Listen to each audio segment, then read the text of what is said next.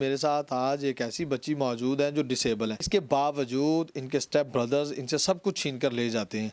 इनका उठना बैठना मुश्किल है। बचपन में इतना महसूस नहीं होता था, चल लेती थी, सारे काम करती थी, लेकिन अब आके जब से ज्यादा उम्र हो रही है ना, मुझे तकलीफें ज्यादा शुरू हो गई हैं। स्टेप फादर फोत हुआ है ना, उसके जितने भी बच्चे हैं, बीवी, उसके बेटे, उन्होंने हमारी कोई चीज नहीं छोड़ी। जो मेरे अब्बू से भी अम्मी की शादी हुई थी, वो भी फर्नीचर था, सामान था, उन लोगों ने वो भी नहीं छोड़ा। मेरी अम्मी के सोने की रिंग थी, सोने के इयररिंग्स थे, हमारे जान के वो दुश्मन थे। अम्मी कहती थी मुझे बच्चों की जान चाहिए थी। सदके खैरातें देख लें आप, हर वक्त कोई नहीं देता। इस टाइम पे मेरे पास 10 रुपए का नोट भी नहीं है कि मैं अपने पे लगा सकूं, अपनी ज़ात के लिए भी कुछ कर सकूं।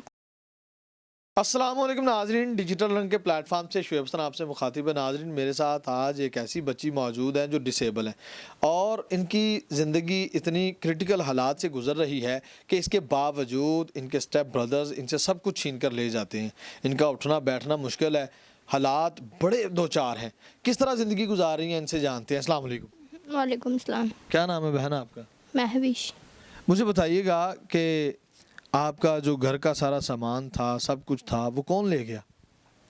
बस मेरी अम्मी ले गई सारा सामान, हर चीज़ दूसरे वाले घर में। मेरे दूसरे बाप को यही कहती थी कि मुझे कौन से वाले घर में, थोड़ा सा क्लियर कर दे। ये जो उसने बनाया था किसने? पर चौंक में, दूसरे वाले बाप ने। अच्छा। तो वो अम्मी को कहता था ये तुम्हारा ही है, मैंने तुम्हारे लिए बनाया, तुमने यहाँ पे रहना है। मेरी अम्मी यही कहती थी कि मुझे घर ले दो, मेरे बेटा जो है वो हुआ है, उसके लिए कुछ बना दो, उसके लिए करके जाओ। वो कहता था यहाँ पे रहो, ये तुम्हारा ही है। उसके मरने की देर है, जब वो फोत हुआ है ना, उसके बाद आपका स्टेप फादर जब फोत हुआ? स्टेप फादर फोत हुआ है ना, उसके जितने भी बच्चे हैं, बीवी, उसके बेटे, पूरी की पूरी फैमिली सर हद से ज़्यादा चोर हैं और जराइम पेशा लोग हैं। वो सारा उनका क्रिमिनल रिकॉर्ड है। उन्होंने हमारी कोई चीज़ नहीं छोड़ी। जो मेरे अब्बू से भी अम्मी की शादी हुई थी, वो भी फर्नीचर था, सामान था, उन लोगों ने वो भी नहीं छोड़ा। तो आप किधर थे जब वो लेकर गए? हम अपनी खाला के घर इधर मिलने आए हुए थे या होते थे। उन लोगों के दिल में कोई डर नहीं था। मेरी अम्मी को मारने के लिए पड़ते थे कि जान से मार देंगे। इतनी बुरी तरीके से गालियाँ वो निकालते थे, बदतमीज़ी वो करते थे। सामान उन्होंने हमारा कोई भी चीज़ जो सी ने हमला करने से, ताले तोड़ने से बाज नहीं आए। आपका फर्नीचर वगैरह ले गए, इसके अलावा भी कोई कीमती अशिया मौजूद थी उधर? हाँ, मेरी अम्मी के सोने की रिंग थी, सोने के इयररिंग्स थे, डिजिटल कैमरे, वीसीआर और ब्रीफ केस थे। मेरी अम्मी के कीमती पेपर्स थे, डॉक्यूमेंट्स थे, घर के थे, जो फ्रॉड हुआ था वो पेपर्स थे। ब्रीफ केस में बहुत कीमती पेपर्स थे, सब उन्होंने रख लिए। जब हम वापस घर गए हैं ना, हर चीज़ टूटी हुई थी, सेफ भी टूटी हुई थी, बीच में कपड़े, फैंसी चीज़ें, कुछ भी नहीं था। तो आपने कंप्लेन वगैरह की? नहीं, मेरी अम्मी ने कोई कंप्लेन नहीं की, कुछ भी नहीं की। बस हमें ना, क्योंकि मारने को आते थे, गालियाँ निकालते थे, हमारे जान के वो दुश्मन थे। अम्मी कहती थी मुझे बच्चों की जान चाहिए थी। मैंने किसी चीज़ की परवाह नहीं की, तो उन लोगों को मैं रक्षा करवाया। बेटे को तुम्हें लेके मैं वहाँ से फ़ौरन निकल आई, भाग गई। आपके जो स्टेप फादर थे, उनमें से और भी आपके बहन भाई हैं? उसके तो बहुत सारी शादियाँ। नहीं, आपकी अम्मी में से? नहीं, उसमें से एक ही बेटा है बस। आपके साथ है वो? हाँ जी, हमारे साथ ही रहता है। तो आप अब कैसे सरवाइव कर रही हैं? आप डिसेबल भी हैं और कैसे ज़िंदगी गुजर रही है आप? बचपन में इतना महसूस नहीं होता था, चल लेती थी, सारे काम करती थी, पढ़ने भी जाती थी, सारा कुछ करती थी, लेकिन अब आके जब से ज़्यादा उम्र हो रही है ना, मुझे तकलीफ़ें ज़्यादा शुरू हो गई हैं। अब ना हया भी नहीं जाता, कपड़े भी नहीं बदले जाते, चलना मैंने बिल्कुल छोड़ दिया, मैं दरवाजे तक भी नहीं जाती। पैदाइशी डिसेबल हैं आप? हाँ जी, पैदाइशी हूँ। अम्मी के पेट से जब हुई थी तब से ही ऐसी हूँ। तो इलाज वगैरह करवाया आपने कहीं से? नहीं, हाँ जी, अम्मी ने शुरू से दिखाया डॉक्टरों को, कमज़ोर बहुत सी। मैं नॉर्मल बच्चे जिस तरह होते हैं, मैं वैसे नहीं थी। मुझे अम्मी ने स्पेशल बच्चों की तरह ही पाला है। स्टडी कितनी की है आप? मैंने बीकॉम किया है। माशाल्लाह। तो आपको ये जो बीमारी है, आपने तशख़ीस करवाई होगी, क्या डॉक्टर क्या बताते हैं, कौन सी बीमारी है आपको? मुझे इंटरनली साइड पे जो स्पाइनल होती है, पीछे रीढ़ की हड्डी सारी, वो टेढ़ी है, वो अंदर को है सारी, इंटरनली साइड पे बैंड है सारी। तो इसका इलाज नहीं है? डॉक्टर ने कहा इसकी सर्जरी ऑपरेशन है, इसके अलावा इसका कोई इलाज नहीं है। कितना खर्चा डॉक्टर बता रहे हैं इस इलाज के लिए? 17 लाख इसके लगेगा ऑपरेशन में। किस डॉक्टर से आपने रजू किया था? डॉक्टर अतर मुनीरुद्दीन सिद्दीकी हैं, स्पाइनल के अमेरिका से आए हैं। इस टाइम पे वो स्पेशलिस्ट डॉक्टर है लाहौर में। उनसे मैंने पूरी अपॉइंटमेंट लिया, उन्हें अपना चेक करवाया था।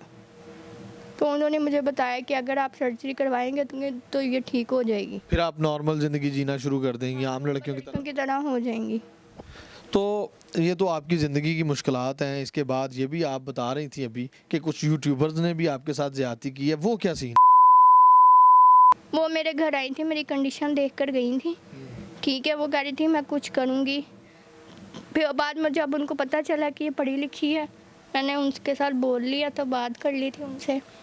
तो वो कह रहे हैं कि अपने लिए खुद मेहनत करे, ये कमाए। उनको ये नहीं पता चला कि ये बैठ नहीं सकती, चल नहीं सकती, खड़े होना भी इसके लिए मुश्किल है। तो ये आपने उनको बताया नहीं था, इधर चल के नहीं दिखाया कि ये देखें मुझे कितनी प्रॉब्लम है? कितनी प्रॉब्लम मैंने उनको बताया, लेकिन वो कहती थी हाँ मैं करूँगी, कुछ बताऊँगी, ठीक है आपके लिए कोई हल दिखाऊँगी। बहुत वेलफेयर चला रही हैं आजकल, बहुत इमदाद कर रही हैं, लेकिन उन्होंने मेरा कुछ भी नहीं की, कुछ भी नहीं किया उन्होंने। और आपका जो नंबर आप बता रही थी कि किसी यूट्यूबर ने चला दिया, हाँ, जो है उन्होंने बहुत मेरी इज्जत की है, बड़े प्यार से मेरा इंटरव्यू लेकर गए हैं, लेकिन जाकर उन्होंने अपना नंबर लगा दिया अपना, यानी कि मैंने उनको मना किया था कि मैं अहले बैत की कनीज़ हूँ। उन्होंने मेरी तस्वीर, मुझे नहीं पता क्योंकि मैं स्नीज़ प्रॉब्लम है और मुझे ब्रीथिंग प्रॉब्लम होती है, इरिटेट होती हूँ मैं, इसलिए हिजाब से मैंने उतार दिया था। उन्होंने किस टाइम पे suddenly any time, I don't know about my situation, उन्होंने मेरी पिक्चर कैप्चर की है इन फ्रंट ऑफ कैम, उन्होंने सबको दिखाई है। और इतनी हॉरिबल और इतनी स्केरी मेरी तस्वीर है वो वाली, तब मेरी आइस्टोसिस का ऑपरेशन हुआ था, वो उन्होंने सबको दिखाई है। और किस सिचुएशन में, I don't know about this matter. और इस तरह उन्होंने स्प्रेडिंग किया। I am totally against about this, I am totally upset. अब आप कैसे गुजारा कर रही हैं? गुजर बसर कैसे हो रहा है? खर्चा कहाँ से आता है? बस सर, मैं अब आपसे छुपाऊंगी नहीं। अब मैंने ऐसी बातें क्या छुपानी है, सदके खराते देख लें आप, हर वक्त कोई नहीं देता। मेरी अम्मी बहुत मुश्किल से सिखाते खराते लेके हमें पाला, मुझे पढ़ाया भी अम्मी ने ऐसे ही है, मेरी फीसें दें, बड़ी मुश्किल से अम्मी ने अमदाद पे गुजारा किया है। लेकिन अब गुजारा नहीं होता। अब इस टाइम पे मेरे पास 10 रुपये का नोट भी नहीं है कि मैं अपने पे लगा सकूं, अपनी ज़ात के लिए भी कुछ कर सकूं। कोई पैसे नहीं होते, 10,000 में मेरे गुजारा नहीं होता। मैं चाहती हूँ, हमारा केस चल रहा है, मेरी अम्मी का केस चल रहा है, जिदाद का किया हुआ है कि इसके इन पे केस किया आपने? अपने स्टेप ब्रदर्स वगैरह पे? स्टेप पे मेरी अम्मी ने किया हुआ है कि मेरे, आप बताएं, उन्होंने झूठी डिवोर्स पेपर बनाई है, झूठे कि ये औरत फारिग है, मेरा अब्बा ज़िंदगी में तलाक दे गया था, इनका कुछ भी नहीं है। मेरी अम्मी को इन्होंने फारिग किया हुआ है। तो बताएं, अगर हर पेपर उनके ख़िलाफ़ है, उनके जराइम पेशा पूरे रिकॉर्ड है, हर चीज़ है, लेकिन हमारा वकील कोई कदम उठा ही नहीं रहा, कोई कुछ कर ही नहीं रहा। कहा है 100 बार कॉल करके कहती हूँ कि उनके ख़िलाफ़ मुकदमा करें, कोई केस बनाएं उनके ख़िलाफ़, हमें हक लेके दें।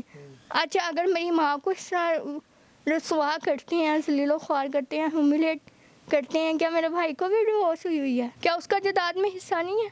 क्या वो अपने बाप की सरपरस्ती में से कुछ ले नहीं सकता? वो कहते हैं कि ये भी फारिग है, इसको अब आप जिस घर में रह रही हैं ये किसका है, रेंट पे? ये मेरी खाला का घर है। खाला, मैं कहती हूँ मेरे अंकल बेइंतहा अच्छे हैं। अच्छा, हमारे आला हुकाम और वज़ीर आला पंजाब मोहसिन नकवी से कोई अपील करना चाहेंगी आप? बस मैं यही अपील करना चाहती हूँ सर, मैं जब तक ज़िंदा हूँ, दुनिया में हूँ, हालत तो मेरी अब भी बहुत बुरी है, बैठना उठना चलना बहुत मुश्किल है। सब पूरी टोटली मैं इस टाइम पे अपनी अम्मी पे डिपेंड करती हूँ। मेरी अम्मी मुझे संभालती है, मेरी अम्मी मुझे कफ़ालत करती हैं, अम्मी सारा कुछ करती हैं। मैं कहती हूँ मेरे इतने पैसे महीने के लग जाएं कि मेरा गुजर बसर अच्छा हो जाए। मैं क्योंकि नौकरी के काबिल नहीं हूँ, किसी घर से बाहर जाने के बैठने के काबिल नहीं हूँ कि मैं अपने लिए कुछ कर सकूँ। मेरी इतनी दरख्वास्त है, मैं हाथ जोड़ के आप लोगों से दरख्वास्त करती हूँ, मेरा कुछ करें, मेरी इमदाद का कोई वसीला बना दें। जब तक मैं ज़िंदा हूँ मेरी इतनी मदद हो जाए कि मेरा गुजर बसर हो जाए, क्योंकि मेरे पट्टे पूरे जिस्म के, मेरे मसल्स इतने स्ट्रेस होते हैं, मेरे मसल्स इतने हार्ड हो जाते हैं, इतने सख्त होते हैं कि मेरे अपना काम भी कोई भी नहीं होता, मेरे से नहाया भी नहीं जाता, मेरी अम्मी मुझे नहलाती हैं। आपका नंबर चला दें, अगर कोई आपको हेल्प आउट करना चाहता है, ओवरसीज़ पाकिस्तानी या पाकिस्तान में कोई आपकी मदद करना चाहता है तो आपका नंबर चला सकते हैं हम स्क्रीन पर? नहीं, मैं अपना नहीं चलाना चाहती तो क्योंकि कैसे कोई आपसे रब्ता करेगा? वो आपके ज़रिए से कर ले, या आप चला दें, हैदर भाई का चला दें, अली भाई का चला दें, क्योंकि आपको पता है कि fraud and fake peoples and fake things prohibited in Islam and forbidden in Islam.